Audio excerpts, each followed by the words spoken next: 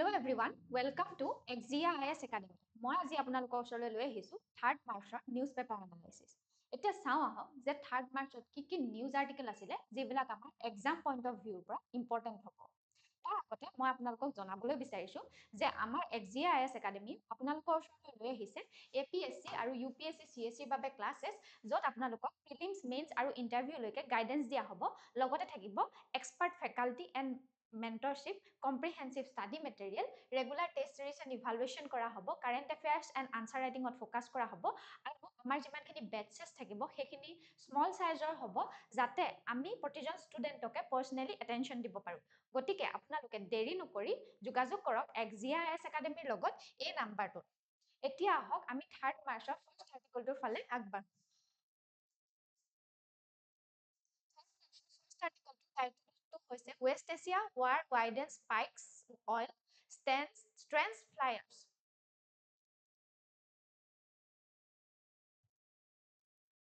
এই আৰ্টিকেলটোৰ core argument হৈছে যে ৱেষ্ট এছিয়াত এতিয়া যিখন ৱাৰ হৈ আছে, ৱাৰখন কাৰ মাজত হৈছে আপোনালোকে হয়তো জানে, ইৰাণ আৰু ইউএছৰ মাজত হৈছে আৰু ইউএছৰ লগত আছে ইজৰাইল এছ'চিয়েট হৈ পেলাই আছে। সেই ৱাৰখন চলি আছিলে আগতে শ্বেডো ৱাৰ হিচাপে চলি আছিলে। এতিয়া কি হৈছে সেইখন ৰিজিয়নেল অল ৰিজিয়নেল কনফ্ৰণ্টেশ্যনলৈ কি হৈছে ট্ৰানজিশ্যন হৈছে, পৰিৱৰ্তন হৈছে। ইয়াৰ ফাৰ্ষ্ট পইণ্টটো চাওক চিষ্টেমেটিক এস্কেলেশ্যন। চিষ্টেমেটিক এস্কেলেশ্যনটা দেখা গৈছে যে কনফ্লিক্টটো কি হৈছে ট্ৰেডিশ্যনেল ৰেড লাইনছলৈ পৰিৱৰ্তন হৈ দেখা গৈছে, including the direct targeting of a sovereign leader and the involvement of multiple Arab states, Qatar, Kuwait, UAE alongside the US and Israel. এটা কি হৈছে যিমানখিনি ট্ৰেডিশ্যনেল ৰেড লাইনৰ কথা কৈছো সেইখিনি কিহত কি ইনক্লুড হৈ আছে যে ডাইৰেক্ট সভাৰেন যিটো লিডাৰ আছিলে সেইটোকে এটেক কৰা দেখা গৈছে। লগতে ইৰাণেও কি কৰিছে যিমানখিনি আৰবৰ ষ্টেট আছে কাটাৰ, কুৱেইট, UAE য'ত মানে US এৰ মিলিটাৰী বেছ আছে তাতো এটেক কৰা দেখা গৈছে। গতিকে গোটেইখিনি ষ্টেটে এতিয়া কি হৈছে সেই ৱাৰখনত ইনভলভ হৈ আছে। নেক্সট ইয়াত পইণ্টটো দেখা গৈছে কলাটাৰেল ইনষ্টেবিলিটি। এটা কি হৈছে ইয়াত দেখা আছে যে war is no longer confined to military barracks. এতিয়া ৱাৰখন কি হৈ থকা নাই মিলিটাৰী বেৰেক্স হৈ থকা নাই, এতিয়া কিহলৈ পৰিৱৰ্তন হৈছে এইটো মিলিটাৰী বেৰেক্সত মানে কি দেখা নাই অকল এতিয়া চিভিলিয়ান যিমানখিনি ইনফ্ৰাষ্ট্ৰাকচাৰ আছে যেনেকে চাৰহাজ, ৱেৰ হাউচ বা গ্লোবেল লজিষ্টিক যিমানখিনি আছে ষ্ট্ৰেণ্ডেড ফ্লায়াৰ্ছ এইখিনি এনাৰ্জি হাবছ, ৰাজতনুৰা এইখিনিতো কি কৰিছে হিট কৰা দেখা পোৱা গৈছে। নেক্সট ইয়াত পইণ্টটো আছে ইৰানিয়ান টোটেল ৱাৰ ডক্ট্ৰিন। এতিয়া ইয়াত কি লিখা হৈছে যে Tehran is following through on its threat to make the region unsafe for US assets if its core leadership or nuclear facilities are struck. এটা তেহৰানে এনেকুৱা এটা ষ্ট্ৰেটেজি ফলো কৰিছে, কি ষ্ট্ৰেটেজি ফলো কৰিছে যে কৈছে যে এই ইউএছৰ যিমানখিনি এছেট আছে এই ৰিজিয়নটোত ৱেষ্ট এছিয়া ৰিজিয়নটোত সেইটোক কি কৰিব আনছেফ কৰি তুলিব। এতিয়া দেখাই পোৱা গৈছে যে ইউএছৰ মিলিটাৰী যিমানখিনি বেৰেক আছে সেইখিনিত মিলিটাৰী বেছ আছে সেইখিনিত এটেক কৰা ইৰাণে দেখাই পোৱা গৈছে যে UAE, কাটাৰ এইবিলাকত সেইখিনি কি কৈছে যদিহে কেনেবাকৈ ইৰাণৰ নিউক্লিয়াৰ ফেচিলিটি ষ্ট্ৰাক কৰা দেখা যায় তেনেহ'লে ইউএছৰ এছেটৰ কাৰণে সেইটো আনছেফ যিটো কৰি তোলাৰ ষ্ট্ৰেটেজি সেইটো ফলো কৰা তেহৰানে দেখা গৈছে, ইৰাণে দেখি কৈছে। সেইটো হৈছে ইৰাণৰ টোটেল ৱাৰ ডক্ট্ৰিনটো। নেক্সট পইণ্ট হৈছে যে ইণ্টেলিজেন্স কমাণ্ড গেপ।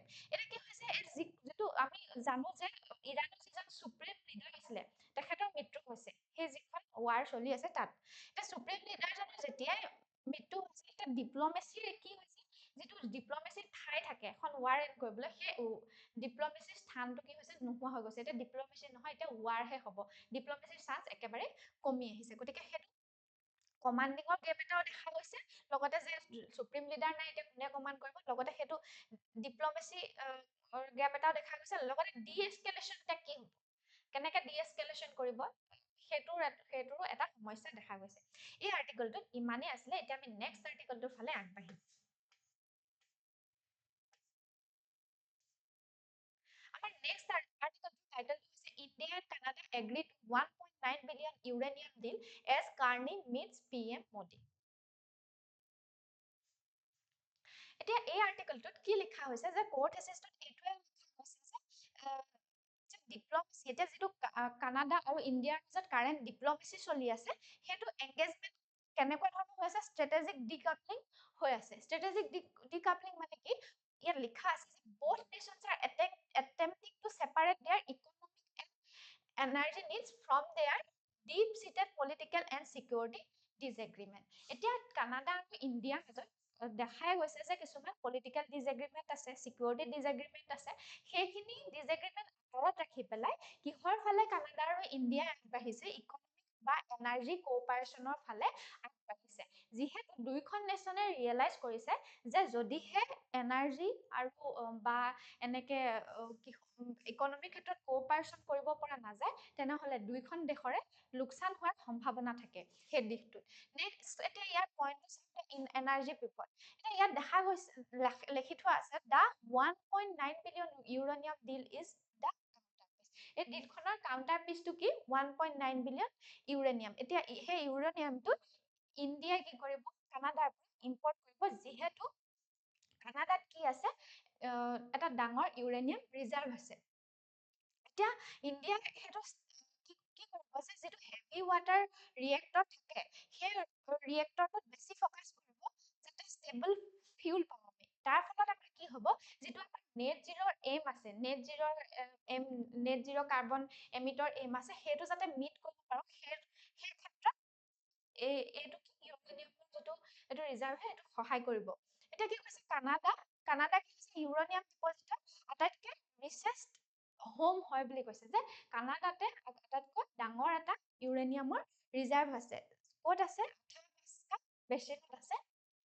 গতিকে এইটো কি হয়, এটা ৰিলায়েবল লাৰ্জ স্কেল বায়াৰ হয়, মানে ইণ্ডিয়া এতিয়া ইয়াক ৰিলায়েবল আৰু লাৰ্জ স্কেল বায়াৰ হ'বলৈ গৈ আছে। এতিয়া নেক্সট পইণ্টটো ইয়াত চাওক, দ্য ট্ৰেড ৰিচেট। এতিয়া ইয়াত কি কৈছে যে যিখন CEPA চাইন কৰা হৈছে, CEPA মানে হৈছে কম্প্ৰিহেনচিভ ইকনমিক পাৰ্টনাৰশ্বিপ এগ্ৰিমেণ্ট। এইটো কাইণ্ড অফ ফ্ৰী ট্ৰেড এগ্ৰিমেণ্টৰ টাইপে হয়, কিন্তু ইয়াত মানে কি ডিল কৰা হয় যে এইখন এগ্ৰিমেণ্টত ছাৰ্ভিচ, ইনভেষ্টমেণ্ট, ইণ্টেলেকচুৱেল প্ৰপাৰ্টি এই গোটেইখিনি লৈ পেলাই এই ডিলখন কৰা হয়। এতিয়া এইখন CEPA যিখন চাইন কৰা হৈছে তাত লিখা আছে যে এই যিটো 2030লৈকে কানাডা আৰু ইণ্ডিয়াৰ যিটো ইকনমিক ডিল সেইটো কি হ'ব, ইকনমিক লাভ হ'ব, ট্ৰেড হ'ব, সেইখিনি কি হ'ব ডাবল কৰাৰ কথা উল্লেখ কৰা আছে। এতিয়া বোথ নেশ্যনে মানে দুইখন নেশ্যনে কি কৰিব এইটো একনলেজ কৰিছে যে ইকনমিজ আৰ কমপ্লিমেণ্টাৰী, যে ইকনমিত আমি ইখন দেশৰ সহায় লাগিবই, আমি ইখন দেশ সিখন দেশৰ পৰিপূৰক বুলি কি কৰিছে ৰিয়েলাইজ কৰিছে। গতিকে দুইখন দেশে ইকনমিক কোঅপাৰেশ্যনৰ ফালে আগবাঢ়িছে এই CEPA ডিলখনৰ জৰিয়তে। নেক্সট ইয়াৰ পইণ্টটো আছে দ্য পাৰ্চিষ্টেঞ্চ অফ ফ্ৰিকশ্যন। এতিয়া চবতকৈ বেছি কানাডা ইণ্ডিয়া ৰিলেশ্যনশ্বিপৰ কণ্ট্ৰভাৰ্চিয়েল ইছ্যুটো হৈছে নিজ্জাৰ কেছটো। নিজ্জাৰ কেছটোত কানাডাই অভিযোগ কৰিছিলে যে যিজন নিজ্জাৰ বুলি এজন শিখৰ লিডাৰ আছিলে, তেখেতে কি কৰিছিলে আগতে ইণ্ডিয়াৰ যিটো ছেপাৰেটিষ্ট টেণ্ডেঞ্চি সেইটোক ছাপৰ্ট কৰিছিলে, মানে পাঞ্জাৱক যে এখন 6 ষ্টেট কৰিব লাগে সেইটো লৈ পেলাই নিজ্জাৰে কানাডাৰ পৰা সেইটো প্ৰচেষ্টা চলাই আছিলে। তেখেত যেতিয়া নিজ্জাৰৰ হত্যা হৈছিল তেতিয়া কানাডাই কৈছিলে যে ইণ্ডিয়াৰ হাত আছে বুলি। তেতিয়া কি হয় কানাডা আৰু ইণ্ডিয়াৰ মাজত এটা ডিপ্লমেটিক ফ্ৰিজ হোৱা দেখা গৈছিলে, ৰিলেশ্যনটো ইমান ভাল নাছিলে। গতিকে সেই আটাইতকৈ কণ্ট্ৰভাৰ্চিয়েল যিটো ইছ্যু আছে এতিয়া কি হৈছে সেইটো কি কৰিছে আঁতৰাই ৰাখিবলৈ বিচাৰিছে যাতে ইণ্ডিয়া আৰু কানাডাই কি কৰিব পাৰে ইকনমিক টাই আপ কৰিব পাৰে দুইখন দেশৰ ডেভেলপমেণ্টৰ কাৰণে। এতিয়া কি কৈছে ইয়াত লিখা হৈছে Canada continues to address Indian official involvement in foreign interference while India maintains a zero tolerance stance against what it perceives as Canadian leniency toward extremist element. এই গোটেই ফ্ৰিকশ্যনটো কাৰণটোৱে এই পইণ্টটো লিখা হৈছে যে কানাডাই এইটো অভিযোগ সদায় দিয়ে থাকে যে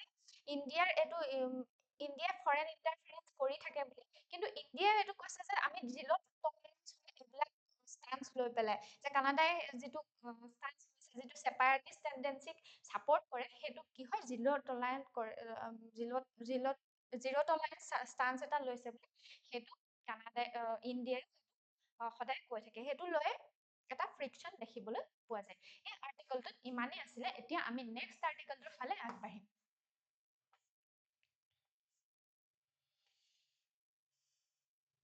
নেক্সট আৰ্টিকলটোৰ টাইটেলটো হৈছে Russian imports a new low West Asia share up.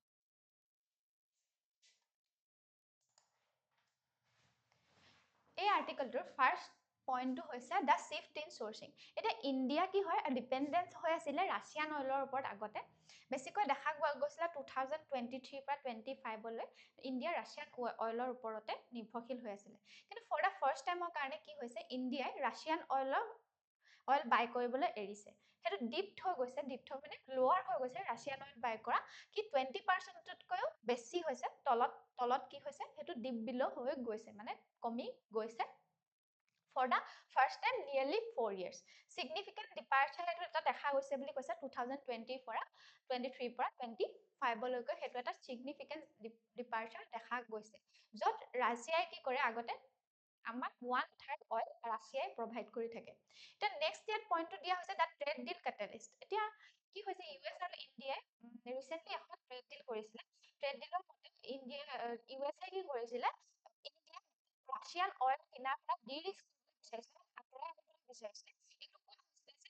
India Russian কিনা বন্ধ কৰিব আৰু তাৰ ফলস্বৰূপে কি কৰিব ইউএছএ ইণ্ডিয়াৰ যিমানখিনি ইম্পৰ্ট ইউএছএ লৈ যায় সেইখিনিৰ ওপৰত তাৰিফ কমাই দিব বুলি কোৱা হৈছিলে কিন্তু এই যিটো ষ্ট্ৰেটেজি আছিলে সেইটো বেকফায়াৰ কৰা দেখা গৈছিলে বেকফায়াৰ প্ৰথমটো ৰিজন আছিলে কাৰণ ইউএছএ সুপ্ৰিম কোৰ্ট সেইটোৱে তাৰিফ কাটিং যিটো মেকানিজম সেইটো ষ্ট্ৰাইক ডাউন কৰিছে ইউএছএৰ সুপ্ৰিম কোৰ্টে এইটো কৈছে যে প্ৰেচিডেণ্টে বা তাৰ এক্সিকিউটিভে ইউএছৰ এক্সিকিউটিভে কেতিয়াও তাৰিফ নিৰ্ধাৰণ কৰিব নোৱাৰে কোনে কৰিব পাৰিব তাৰ ইউএছৰ কংগ্ৰেছেহে কৰিব পাৰিব মানে পাৰ্লিয়ামেণ্টেহে কৰিব পাৰিব সেইটো এটা বেকফায়াৰিঙৰ কাৰণ আৰু লগতে আৰু এটা নেক্সট কি আছে এতিয়া ইৰানৰ লগত যে ইউএছৰ কনফ্লিক্ট চলি আছে সেই কনফ্লিক্ট চলি থকাৰ পিছত কি হৈছে এতিয়া ইণ্ডিয়াই ৰাছিয়াৰ পৰা যদি অইল নিকিনে ইৰানৰ ফালে যায় গতিকে এতিয়া সেই কনফ্লিক্ট যে চলি আছে এতিয়া সেইফালে যাবলৈও কি হ'ব ইণ্ডিয়াৰ প্ৰব্লেম হ'ব নেক্সট পইণ্টটো ইয়াত লিখা হৈছে ইকনমিক ইমপ্লিকেশ্যন এতিয়া ইকনমিক ইমপ্লিকেশ্যন কি হ'ব ইয়াৰ ফলত দ্যাট ফাৰ্ষ্ট পইণ্টটো ইয়াত কি দিছে দ্যাট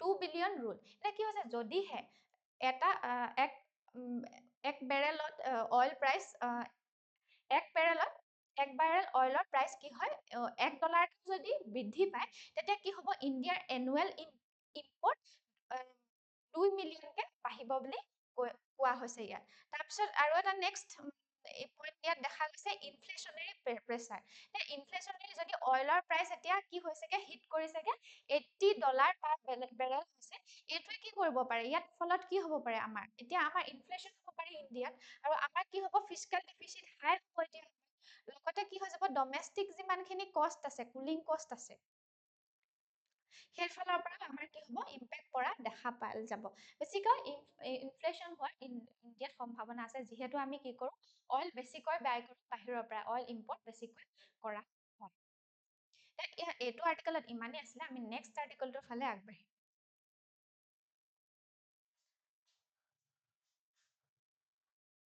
নেক্সট আৰ্টিকলটোৰ টাইটেলটো হৈছে SC to look into feasibility of NAT for blood transfusion এতিয়া আপোনালোকে পিঞ্জলিং পাৰ্সপেক্টিভৰ পৰা এইটো কথা জানিব লাগিব যে NAT মানে কি NAT নাটৰ ফুল ফৰ্মটো হৈছে নিউক্লিক এসিড টেষ্ট এইটো কি বুলি লিখা আছে চাও a highly sensitive molecular technique use to detect a genetic material DNA or RNA of viruses like HIV hepatitis B and hepatitis C এইটো কি হয় টেকনিক যে এই টেকনিকটো হৈছে নিউক্লিয়েট এসিড টেষ্টটো হৈছে যে যিমানখিনি ভাইৰাছ আছে HIV hepatitis B hepatitis C এইবিলাক ভাইৰাছ যাতে জেনেটিক মেটেৰিয়েল ডিটেক্ট কৰিব পাৰি সেইটো এটা টেকনিক হয় তাৰ যাতে DNA বা RNA টো ডিটেক্ট কৰিব পাৰি সেইটো এটা টেকনিক হয় এটো কি হয় এক্সাম্পল হিচাপে দিছে unlike traditional test that look for body's reaction to a virus not look for the virus itself এটা কি হৈছে আগতে যেটো ট্ৰেডিশনাল আমাৰ মেথড আছিলে হেতু অকল বডিৰ যেটো বডিয়ে কেনেকৈ ৰিয়েক্ট কৰে ভাইৰাছটোৰ পৰা হেতুহে টেষ্ট কৰে কিন্তু কি কৰে ভাইৰাছটো লগত ডিল কৰে ভাইৰাছটোহে চাই মানে ভাইৰাছটোৱে কেনেকৈ ৰিয়েক্ট কৰিব হেতু ফালৰ পৰা চাই ট্ৰেডিশনাল আমি এতিয়া যেটো টেকনিক ব্যৱহাৰ কৰি থাকো হেতুৰ নাম কি হৈছে হেতু এলিসা বুলি কয় যেটো ফুল ফৰ্মটো হৈছে এনজাইম লিংক ইমিউনোছৰ্বেট এছে এটো হৈছে কারেন্ট স্ট্যান্ডার্ড স্ক্রিনিং টেস্ট হয় যেটো ইন্ডিয়া যেটো বেছিভাগ ইন্ডিয়ান ব্লাড বেংকতে কি হয় ব্লাড বেংকত চলি থাকে এইটোৱে টেকনিক ব্যৱহাৰ কৰি থাকে এইটোৱে কি কৰে ই এন্টিবডি ডিটেক্ট কৰিব পাৰে বা এন্টিজেনটো ডিটেক্ট কৰিব পাৰে ইয়াৰ এটা প্ৰবলেম আছে প্ৰবলেমটো কি হৈছে দা উইন্ডো পিৰিয়ড প্ৰবলেম বুলি কয় যদিহে কিবা কোনোবা এজন পাৰসন ইনফেক্ট হয় এতিয়া এলিছা টেকনিকটো ব্যৱহাৰ কৰি যদি আমি ডিটেক্ট কৰিব খোজো তেতিয়া ডিটেক্টটো কৰিবলৈ সেইটো ডিটেক্টটো বিচাৰি পাওঁতে ডিটেক্ট কৰোঁতে কি লাগে উইকছ লাগে এসপ্তাহ সময় লাগে কাৰণ আমাৰ বডিটোৱে কেনেকৈ ৰিয়েক্ট কৰে সেইটোহে চাই ভাইৰাছটোৰ পৰা এলিছা টেকনিকটোৱে গতিকে বডিটোৱে এসপ্তাহলৈ একো ৰেছপন্সে নিদিয়ে ভাইৰাছৰ প্ৰতি এসপ্তাহৰ পাছতহে সেই ৰিয়েকশ্যনটো ডিটেক্ট কৰিব পাৰে সেই টেকনিকটোৰ জৰিয়তে গতিকে সেই প্ৰব্লেমটো উইণ্ড' পেৰিয়ড গেপ বুলি কোৱা হয় কিন্তু এই নাটটো যদি আমি লৈ আহোঁ NNT নাটটো যদি লৈ আহোঁ নিউক্লিক এচিড টেষ্টটো তেতিয়া সেইটো কি কৰিব এই উইণ্ড' পেৰিয়ড গেপটো তেতিয়া নাথাকিব ই কি কৰে ভাইৰাছটো ডিটেক্ট কৰে যে ভাইৰাছে কেনেকৈ প্ৰভাৱ পেলাব পাৰে সেইটো ডিটেক্ট কৰে গতিকে এই নাটটো কি হ'ব এতিয়া ইয়াৰ কি হ'ব এই এলিছা সলনি আমি এতিয়া কি কৰিব পাৰোঁ নাটটো ব্যৱহাৰ কৰিব পাৰোঁ যিহেতু ইয়াত এইটো উইণ্ড' পেৰিয়ড প্ৰব্লেমটো নাথাকে এতিয়া চাওক এই আৰ্টিকলটোত কি লিখা হৈছে এতিয়া পেটিশ্যন দিয়া হৈছিলে প্ৰ' নাট লৈ পেলাই নাট আমি ইউজ কৰিব লাগে বুলি এটা সুপ্ৰিম কোৰ্টত এখন পেটিশ্যন দিয়া হৈছে এতিয়া যিটো ইণ্ডিয়ান ব্লাড বেংকত এলিছা যিটো টেকনিক ব্যৱহাৰ কৰি থাকে সেইটো সলনি নাট ব্যৱহাৰ কৰিবলৈ পেটিশ্যন দিয়া হৈছিলে এইটো ষ্টেণ্ড কি লোৱা হৈছে তেখেতে কি কৈছে চেফটি এজ এ ৰাইট এইটো কি হৈছে নাটটো ছেফ বুলি তেখেতে কৈছে ইনফেকশ্যন ফ্ৰী ব্লাড ইয়াত ব্লাডত ফ'কাছ কৰা হৈছে কিন্তু এইটো কি কৈছে যে infection free blood is not a luxury but a fundamental facet of the right to life এতিয়া কৈছে যিটো ইনফেকশ্যন ফ্ৰী ব্লাডত যে এইটো গুৰুত্ব দিয়া হৈছে ইনফেকশ্যন ফ্ৰী ব্লাডটো এইটো কি আছে এইটো লাক্সাৰী নহয় যে আমাৰ এইটো ৰাইট টু লাইফ হ'ব পাৰে সেইটো ফাণ্ডামেণ্টেল ফেচেট হয় বুলি সেই কথাটো পেটিশ্যনাৰজনে কৈছে then next point ইয়াত কৈছে preventing tragedies currently screening method ELISA leave a window period gap ELISA কি কৰে window period gapটো থাকে মই অলৰেডি আপোনালোকক কৈছোৱে গতিকে নাটে কি কৰিব পাৰে সেই গেপটো ক্লোজ কৰিব পাৰে গতিকে সেইবিলাক যিমানখিনি ভাইৰাছৰ পৰা ট্ৰেজেডিজ হয় বিশেষকৈ চিলড্ৰেন সেই ল'ৰা ছোৱালীবিলাক যিবিলাক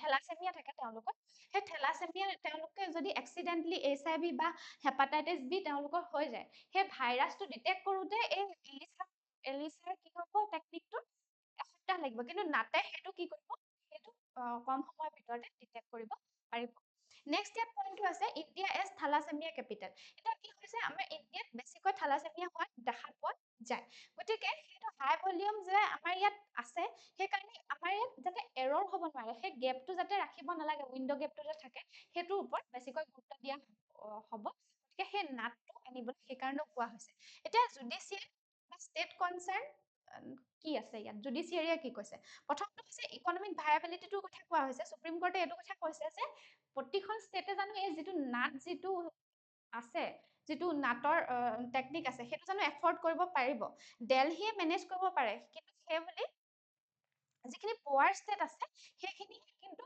এইটো কষ্টটো সাষ্টেইন কৰিব পাৰিবনে নাই সেইটোৰ ওপৰত সুপ্ৰিম কোৰ্টে সেই কথাটো কৈছে লগতে ইনফ্ৰাষ্ট্ৰাকচাৰৰ কথা কৈছে যে নাটে স্পেচিয়েলাইজ কিছুমান নাটৰ কাৰণে লেবছ লাগে ষ্টেবল পাৱাৰ ছাপ্লাই লাগে বা হাইলি ট্ৰেইন টেকনিচিয়ান লাগে সেইবিলাক ৰুৰেল ডিষ্ট্ৰিক্টত বা ৰুৰেল ডিষ্ট্ৰিক্ট হস্পিটেলবিলাকত সেই টেকনিকটো বা ইনফ্ৰাষ্ট্ৰাকচাৰটো নাটৰ কাৰণে নাই বুলি জুডিচিয়াৰীয়ে সেই কথাটো কৈছে এই আৰ্টিকলটোত ইমানেই আছিলে এতিয়া আমি নেক্সট আৰ্টিকলটোৰ ফালে আগবাঢ়িম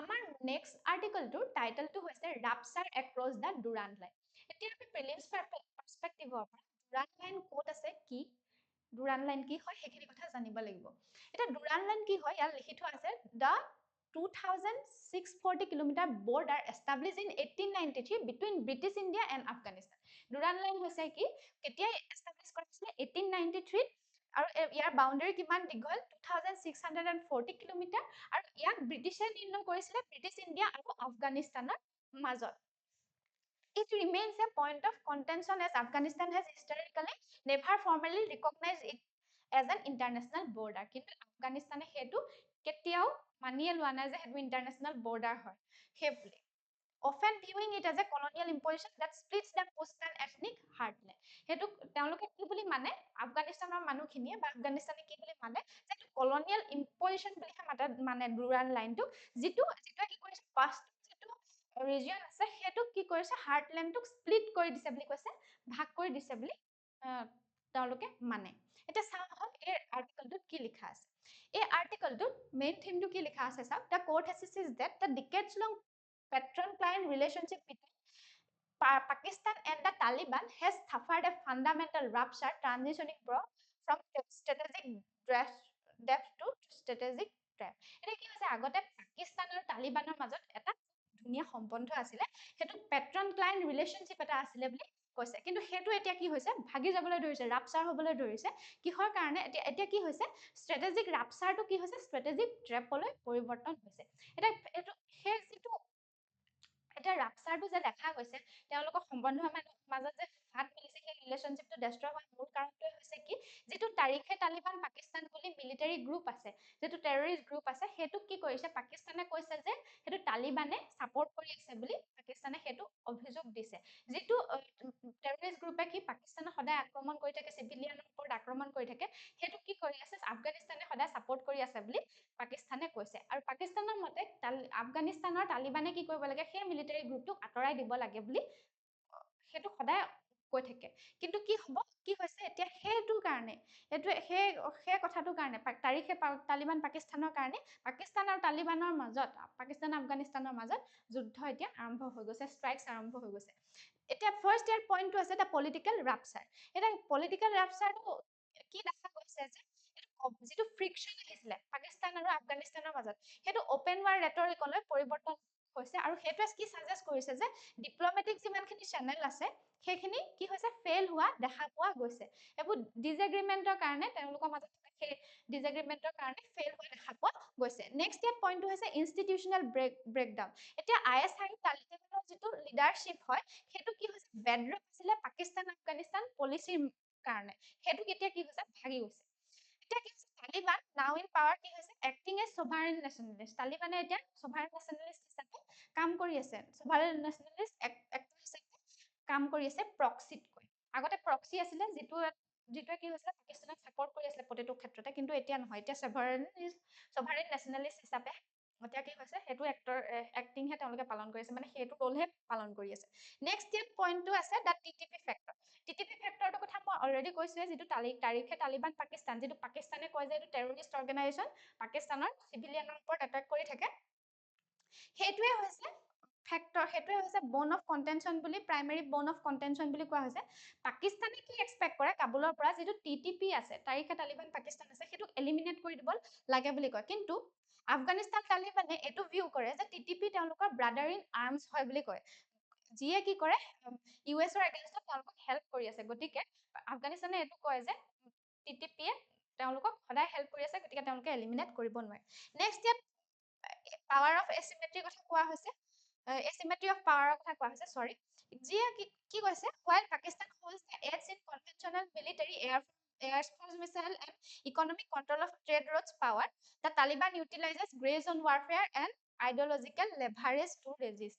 এতিয়া পাকিস্তানে কি কৰিছে, কি কৰি আছে, কনভেনচনেল মিলিটাৰী যিখিনি এয়াৰ ফৰ্চৰ মিছাইলৰ সেইখিনিৰ লগত, সেইখিনিৰ ওপৰত বেছিকে ফ'কাছ কৰি আছে, বা ট্ৰেড ৰোডবিলাক কণ্ট্ৰল কৰি আছে, ইকনমিক পাৱাৰটো কণ্ট্ৰল কৰি আছে।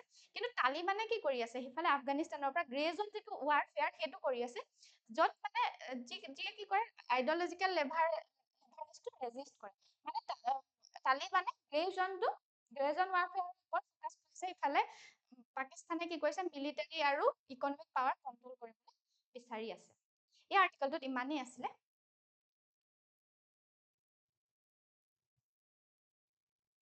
নেক্সট আৰ্টিকলটো টাইটেলটো হৈছে government experts review West Asia crisis disruption. এই আৰ্টিকলটো কোৰ থিমটো হৈছে যে লিখাই আছে ইয়াত, the court has said that India must adopt a proactive interministerial approach to shield its economy from external shocks. এতিয়া আমি দেখা পোৱা গৈছে যে US ইৰাণৰ যিটো কনফ্লিক্ট হৈছে, সেইটো গ্ল'বেল গোটেই পৃথিৱীতে প্ৰভাৱ এটা পেলাইছে, আমাৰ ইণ্ডিয়াতো যেনেকৈ প্ৰভাৱ পেলাব, গতিকে বিশেষকৈ কি হয়, আমাৰ ইকনমিক প্ৰভাৱ পেলাব।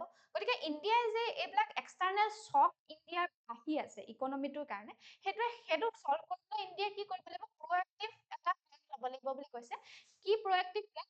ইণ্টাৰমিনিষ্ট্ৰিয়েল এপ্ৰ'চটো ল'ব লাগিব বুলি কৈছে, যাতে ইকনমিক ইয়াৰ পৰা এক্সটাৰ্নেল চকৰ পৰা বচাব পাৰি, যাতে কেইবাটাও মিনিষ্ট্ৰী লগ লাগি যাতে কাম কৰিব পাৰে, সেই এপ্ৰ'চটো ল'ব লাগিব। ইয়াত ফাৰ্ষ্ট পইণ্টটো কৈছে কোঅৰ্ডিনেটেড ৰেছপন্স। এতিয়া ইয়াত কি লিখিছে, the government is not working in silos by bringing together the RBI, ministry of petroleum and customs, it creates a unified front. ইণ্ডিয়াই কি কৰিছে, অকলে কোনোবা এটা মিনিষ্ট্ৰীয়ে কাম কৰি থাকিব নোৱাৰে, ইয়াত ইউনিফাইড হৈ পেলাই কাম কৰা কথাটো কৈছে। কি ইউনিফাইড হয়, RBI বা মিনিষ্ট্ৰী অফ পেট্ৰলিয়াম কাষ্টমছ এইবিলাক লগ লাগি এটা ইউনিফাইড ফ্ৰণ্ট ক্ৰিয়েট কৰিব লাগিব বুলি কৈছে, মানে মিলি পেলাই কাম কৰিব লাগিব ইকনমিক ক্ষেত্ৰত। তাৰপিছত নেক্সট পইণ্ট কৈছে ফ'কাছ অইল এণ্ড গেছ। এতিয়া ইণ্ডিয়াই 80% ক্ৰুড অইল কি কৰে, ইম্পৰ্ট কৰি আছে। গতিকে ৱেষ্ট এছিয়াত যদি কেতিয়াবা ডিছৰাপশ্যন হয়, তেনেহ'লে আমাৰ ইয়ালৈ থ্ৰেট আহি যায়, এক্সিষ্টেঞ্চিয়েল থ্ৰেট আহে। গতিকে তাৰ ফলত কি হয়, আমাৰ ডমেষ্টিক ইনফ্লেশ্যন হয়, এনাৰ্জি চিকিউৰিটি আমাৰ হ্ৰাস পায়, কমি যায়। গতিকে সেইবিলাক তাৰ কাৰণে ইণ্ডিয়াই কি কৰিব লাগিব, প্ৰ'এক্টিভ ৰোল এটা প্লে কৰিব লাগিব এই মিনিষ্ট্ৰীখিনিয়ে। নেক্সট পইণ্টটো হৈছে মিটিগেটিং ইনভিজিবল কষ্ট। এতিয়া ইয়াত কি লিখা আছে, the meeting highlighted that it's not just about war, it's about the rising cost of marine insurance and freight charges that make Indian export less competitive globally. এটা কৈছে যে এইটো ৱাৰৰ কথা কোৱা নাই বুলি কৈছে, কিহৰ কথা কৈছে, মেৰিন ইঞ্চুৰেঞ্চৰ কথা কৈছে বা ফ্ৰাইট চাৰ্জেছৰ কথা কৈছে, যিয়ে কি কৰে ইণ্ডিয়ান এক্সপৰ্টক কি কৰিছে, গ্ল'বেল কম্পিটিশ্যনৰ পৰা ৰাখিছে, গ্ল'বেলি কম্পিটেট কৰিব পৰা নাই। এইখিনি কাৰণে ফ্ৰাইট চাৰ্জেছৰ কাৰণে বা মেৰিন ইঞ্চুৰেঞ্চৰ কাৰণে। গতিকে সেইখিনি কি কৰিব লাগিব, সলভ কৰিবলৈ চেষ্টা কৰাৰ কথা হৈছে। নেক্সট পইণ্টটো হৈছে operational প্ৰেডিক্টেবিলিটি।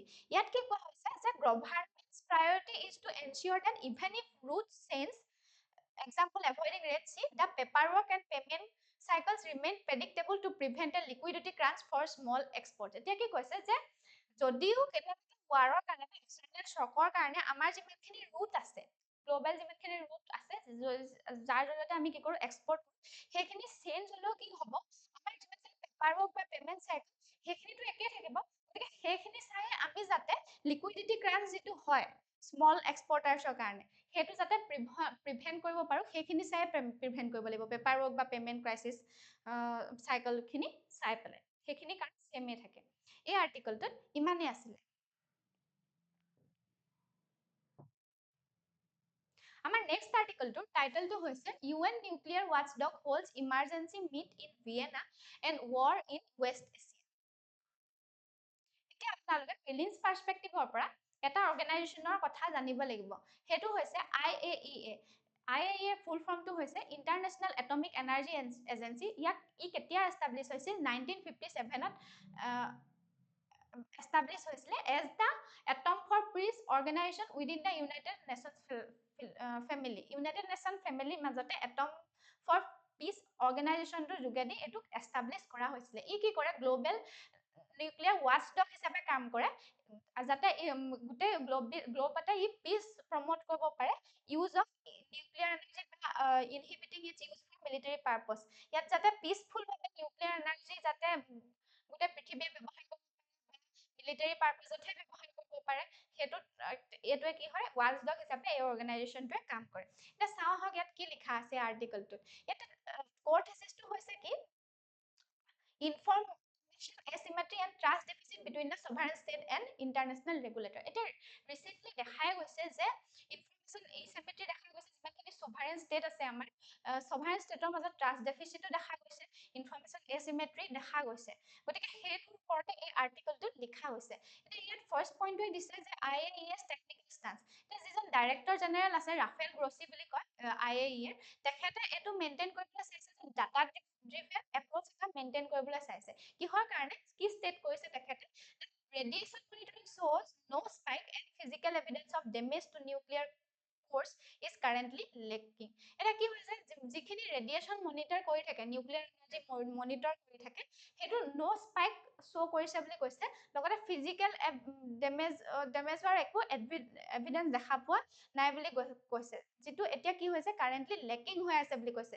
Damage to nuclear cross is currently lacking, এতিয়া কি হৈছে, লেকিং হৈ আছে বুলি তেখেতে সেইটো ষ্টেটমেণ্ট দিছে। নেক্সট পইণ্টটো আছে কি, দ্যাট কমিউনিকেশ্যন ব্লেক আউট। এতিয়া IAEA এটা ৰিপৰ্ট দিছে যে ৰিপৰ্ট এটা ব্ৰেকডাউন কৰিছে টেকনিকেল ডিপ্ল'মেচিৰ কাৰণে, কি কৈছে Tehran's refusal to answer inquiries is viewed by the West as a red flag.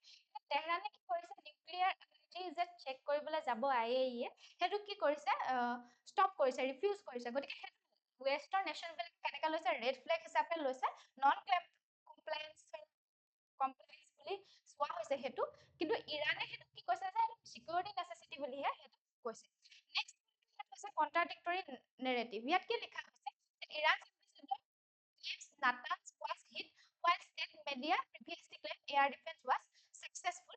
This suggests a strategic ambiguity where Iran can play both victim and the victor.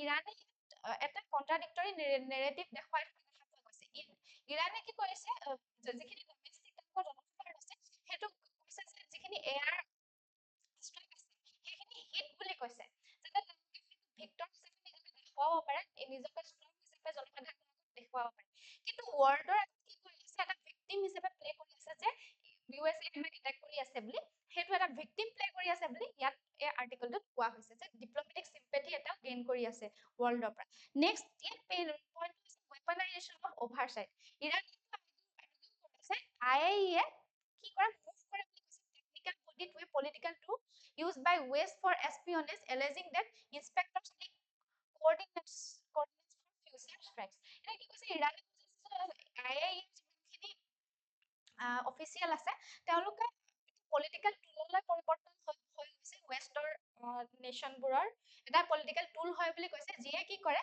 কোঅৰ্ডিনেশ্যনটো leak কৰে বুলি কৈছে information leak কৰে আৰু future যদি হয় তেনেহ'লে ইৰাণৰ সেইটো হেল্প কৰিব বুলি কৈছে বিশেষকৈ US কথা ইয়াত কোৱা হৈছে এই আৰ্টিকলটো ইমানেই আছিলে